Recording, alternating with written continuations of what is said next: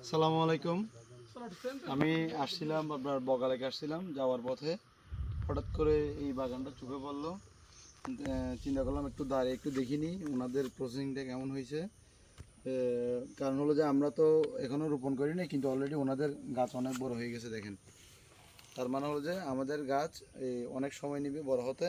তার বাইরে হলো যে ওনারা যে সিস্টেমে করছে একটার সাথে একটা লাগিয়ে দিছে, কিন্তু আমরা আর একটু ডিফেন্ড করার চেষ্টা করব।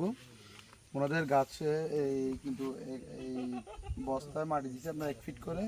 আমরা চিন্তা করতেছি আর একটু বড় বস্তা এবং 2 ফিট মাটি দিয়ে তারপর করার চিন্তা ভাবনা করতেছি।